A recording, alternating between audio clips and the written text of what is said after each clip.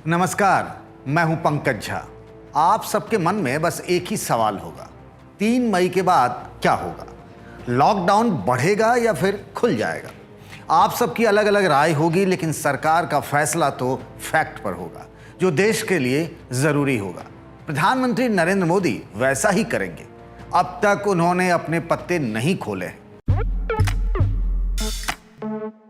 सोमवार को यानी 27 अप्रैल को वे राज्यों के मुख्यमंत्रियों के साथ मीटिंग कर रहे हैं। उस दिन शायद तस्वीर कुछ साफ हो। पिछली बार जब उन्होंने ऐसी ही बैठक की थी तो दिल्ली के सीएम अरविंद केजरीवाल ने पर्दा हटा दिया था। फिर 2 दिनों बाद मोदी ने लॉकडाउन को 3 मई तक बढ़ाने का ऐलान कर दिया था। चलिए आज इस सवाल का जवाब ढूंढते हैं कि लॉकडाउन पार्ट 3 आने वाला है। कोरोना को लेकर जो आंकड़े आ रहे हैं वो राहत की बात है, लेकिन खतरा अभी टला नहीं है। एक बात को अपने मन में बैठा लीजिए, कोरोना के खिलाफ लड़ाई लंबी चलेगी। इसके लिए हमें तैयार रहना चाहिए। छोटी सी चूक से सब गड़बड़ हो सकता है।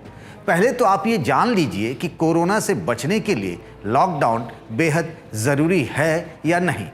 जो ये कहते हैं कि लॉकडाउन से कुछ नहीं होता, वे आपसे झूठ बोल रहे हैं। वे आपको गुमराह कर रहे हैं। अब तक के रिसर्च और स्टडी यही बताते हैं कि जिस देश में लॉकडाउन जितना लंबा रहा है, वहां कोरोना से बचने का फायदा मिला है। इटली तबाह हो चुका है। वहां 57 दिनों का लॉकडाउन था तो रिकवरी रेट 29% रहा। रिकवरी रेट का मतलब भी समझ लीजिए।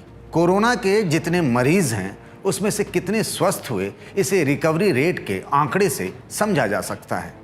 चीन के वुहान में सबसे लंबा यानी 77 दिनों का लॉकडाउन रहा। वहां रिकवरी रेट रही 93%। स्पेन में 57 दिन के लॉकडाउन पर 41% की रिकवरी रेट रही। फ्रांस में लॉकडाउन 56 दिनों का था तो रिकवरी रेट रहा 25%। जबकि अपने यहाँ यानी भारत में 40 दिनों का लॉकडाउन घोषित किया गया है और रिकवरी रेट है 20%। जब 24 तारीख की आधी रात से भारत में लॉकडाउन लागू हुआ तब कोरोना के 500 केस थे और 10 लोगों की मौत हो चुकी थी। ठीक 1 महीने बाद अब जब 24,000 केस हो चुके हैं, जबकि करीब 750 लोगों की जान जा चुकी है, धीरे धीरे बड़े शहरों और महानगरों से निकलकर वायरस अब देश के कस्बों और छोटे छोटे शहरों तक पहुंचने लगा। ये ट्रेंड खतरनाक है।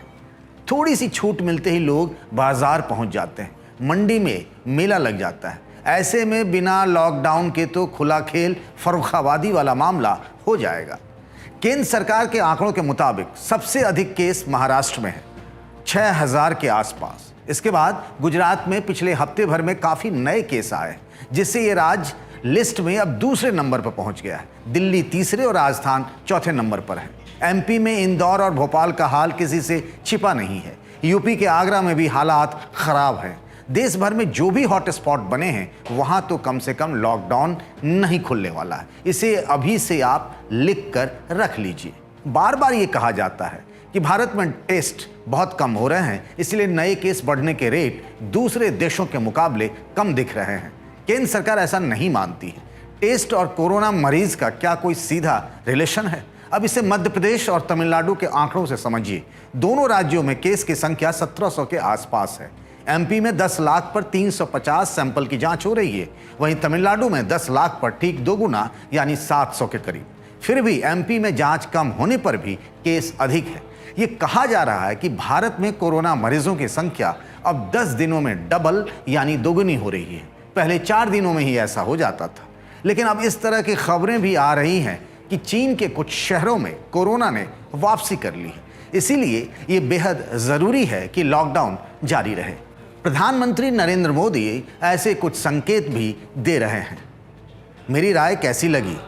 अगर अच्छी तो फिर आप इस वीडियो को शेयर करिए, लाइक करिए, और अगर कोई सवाल आपके मन में हो तो आप हमसे पूछ भी सकते हैं।